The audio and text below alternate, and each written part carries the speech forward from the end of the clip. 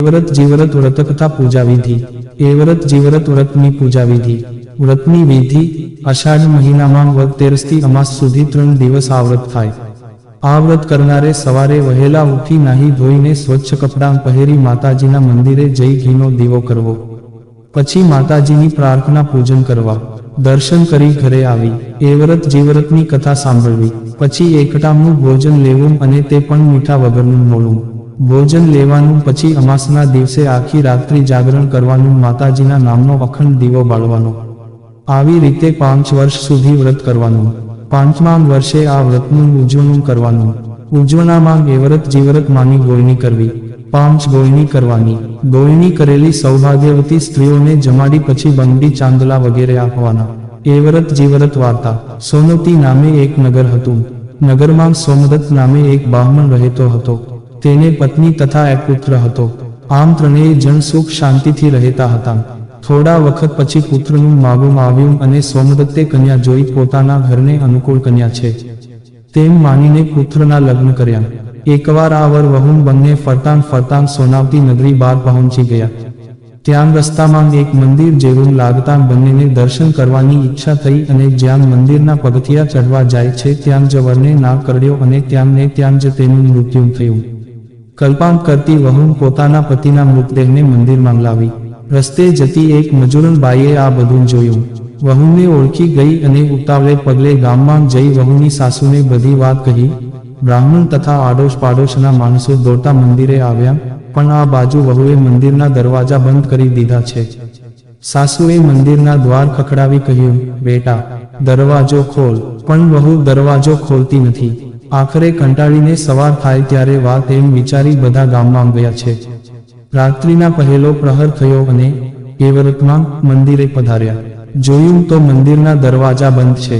એમને તો કમાડ ખખડાવી અવાજ દીધો કે મંદિરમાં કોણ છે? જે હોય તે કમાડા ઉઘાડે, નહીં તો મારા શાપનો ભોગ બનવું પડશે। વહુએ આ સાંભળી દરવાજા ઉઘાડ્યા અને જોયું તો કોઈ દેવરૂપ લઈને બાઈ ઊભા છે। હાથ જોડીને વહુએ પૂછ્યું, આપ કોણ છો? દેવી બોલ્યા, તેમ મને ઓળખી નહીં। આ મંદિર અમારી 4 બહેનોનું છે। એ વ્રત જીવ્રત જયા અને વિજયા, જેમાં હું એ વ્રતમાં છું, પણ આ અંદર કોણ સૂતું છે? એ વ્રત માની વાત સાંભળી વહુ બોલી, માડી મારા ઉપર દયા કરો। પરણ્યાને થોડો જ સમય થયો અને મારા પતિને નાગે દંશ દીધો છે અને જેનાથી તેઓ મૃત્યુ પામ્યા છે, માટે દયા કરીને દો હે માડી, મારા પતિને જીવત દાન આપો।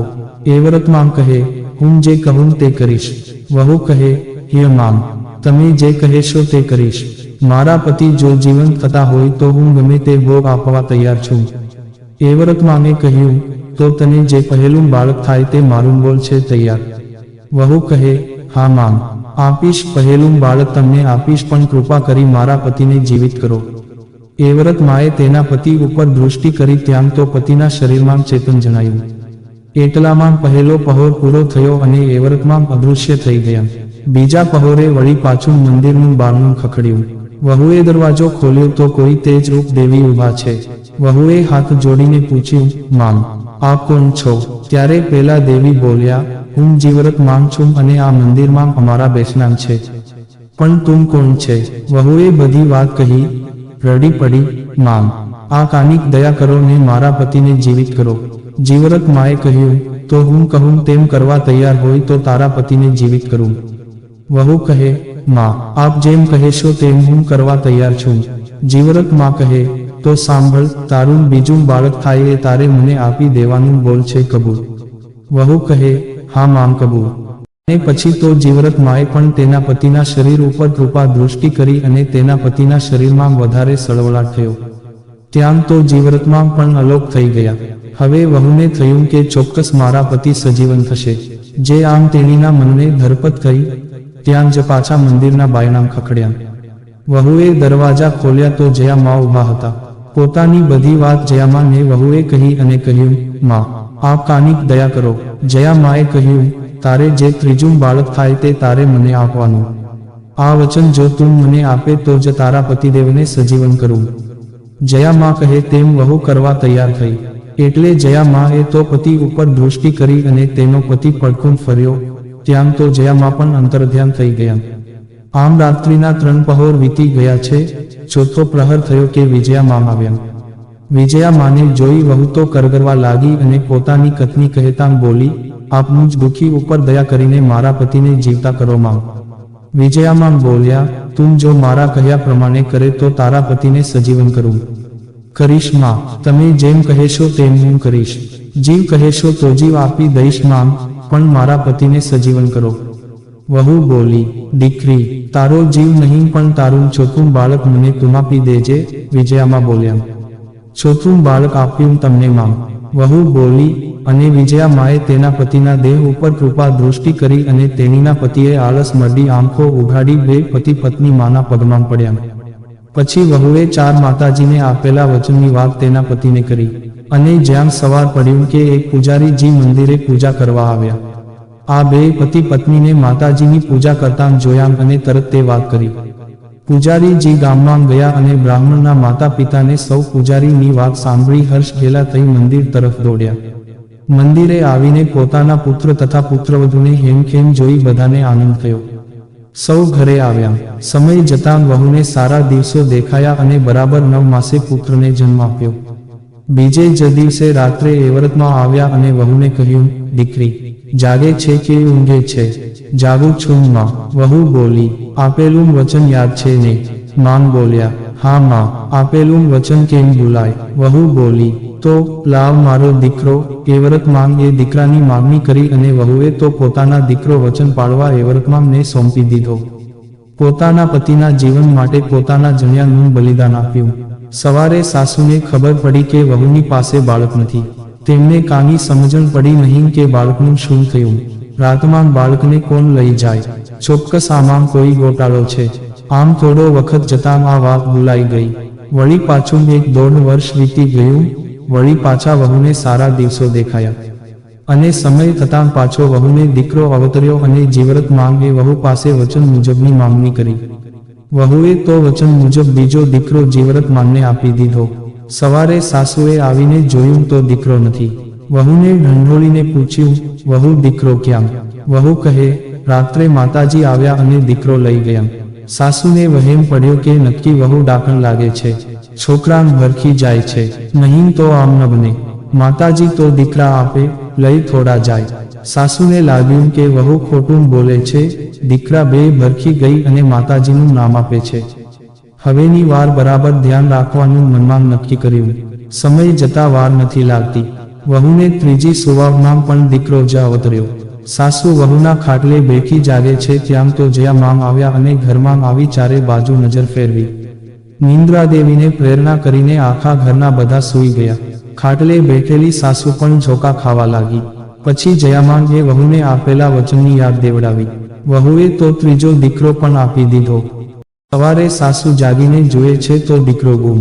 સાસુએ તો રારોળ કરી મૂકી પણ હવે થાય શું? આખા ગામમાં વહુ ડાકણ છે ને 3 દીકરા ભરખી ગઈ તેવી વાતો થવા લાગી. આ વાત ફેલાતી રાજાના કાને પહોંચી. રાજાને નવાઈ લાગી કે કમાલ છે. માંગ, દીકરા ખાય નહીં અને ડાકણ કદી થાય નહીં, નક્કી કામી વેર છે. તેમણે સાસુને કહેવડાવ્યું કે હવે અમને બોલાવજો.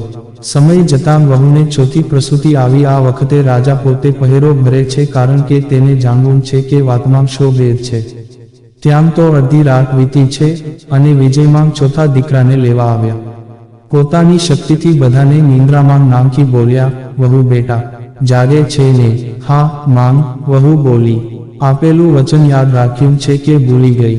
વિજયામાં બોલ્યા, ના માડી, બરાબર યાદ છે. વહુ બોલી, તો લાવ મારો દીકરો. વિજયામાં બોલ્યા. વહુએ વચન મુજબ ચોથો દીકરો વિજયામાંને આપી દીધો. સવારે બધાએ જોયું તો દીકરો ન મળે. સાસુ તો વહુને જેમ તેમ બોલવા લાગી પણ રાજાને કાનિક રહસ્ય લાગ્યું, નક્કી કાનિક વેર છે. વહુને 5મી સુવાવડ આવી અને દીકરી અવતરી. સવારે સાસુએ જોયું તો દીકરી સલામત છે. સાસુને સંતોષ થયો. દીકરી કિલકિલાટ કરે છે. આથી વહુએ કહ્યું કે માં, મારે ગોળણી જમાડવી છે. સાસુએ કાની જવાબ આપ્યો નહીં. તેથી વધુ તો બીજે દિવસે સવારે વહેલા ઉઠીને નાહી ધોઈને ફૂલ પૂજાપો લઈને એવરતમાં જીવરતમામના મંદિરે આવી અને માતાજીને કહ્યું, માં, મારે વ્રતનું ઉજવણું કરવાનું છે, માટે તમે ચારેય માતાજીઓ મારા ત્યાં ગોળણી થઈને આવો.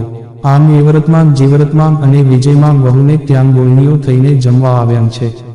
વહુએ તો ભક્તિભાવથી જમવાનું પીરસીને જમાડવા માંડ્યા. ત્યાં તો ઘોડિયામાં સૂતેલી બાળકી રડવા લાગી. માતાજીએ કહ્યું, દીકરી કેમ રડી છે? વહુ બોલી, માતાજી, એને હિંચકો નાખનાર કોઈ નથી. જો ભાઈ હોય તો તે હિંચકો નાખે. ત્યાં તો ચારેય માતાજી બોલ્યા, ભાઈ કેમ નથી? એને તો 4 ભાઈઓ છે. લે આ તારા ચારેય દીકરા. આમ ચારેય માતાજીએ વહુને તેના ચારેય દીકરા પાછા આપ્યા અને આશીર્વાદ આપી અંતર્ધ્યાન થયા. પછી તો ગામમાં બધાને સાચી વાતની ખબર પડી. સાસુને પણ સાચી વાતનો ખ્યાલ આવ્યો અને જ્યાં સર્વેને સાચી વાતની ખબર પડી તો સોને આનંદ થયો અને સો સુખેથી રહેવા લાગ્યા. હે એવ્રતમાં, હે જીવ્રતમાં, હે જયામાં, હે વિજયામાં, આપ જેવા વહુને ફળ્યા તેવા આ વ્રત કરનારને, કથા સાંભળનારને, કહેનાર સર્વેને ફળજો. જો મિત્રો તમને અમારો આ વિડીયો પસંદ આવ્યો હોય તો લાઈક, શેર, સબસ્ક્રાઇબ કરવાનું ભૂલશો નહીં. આવા નવા વિડીયો જોવા માટે અમારી YouTube channel Gujarati Hindi motivational સ્ટોરીને સબસ્ક્રાઇબ કરો. બાજુમાં રહેલ બેલ બટન ક્લિક કરો તેથી તમને અમારા નવા વિડીયોની નોટિફિકેશન મળે. ધન્યવાદ. નોંધ: આ વિડીયોમાં આપેલી કોઈ પણ માહિતીની ચોકસાઈ અથવા વિશ્વસનીયતાની ખાતરી આપવામાં આવતી નથી. આ માહિતી જ્યોતિષ, પંચાંગ, માન્યતાઓ અથવા ધાર્મિક ગ્રંથો જેવા વિવિધ માધ્યમોમાંથી એકત્રિત કરવામાં આવી છે અને તમારી સમક્ષ રજૂ કરવામાં આવી છે. અમારો ઉદ્દેશ્ય માત્ર માહિતી પૂરી પાડવાનો છે. Gujarati Hindi motivational story YouTube channel તેની સત્યતા અને સિદ્ધ હોવાની અધિકૃતતા આપી શકતા નથી. કોઈ પણ રીતે તેનો ઉપયોગ કરતા પહેલા કૃપા કરીને સંબંધિત નિષ્ણાતની સલાહ અચૂક લેવી.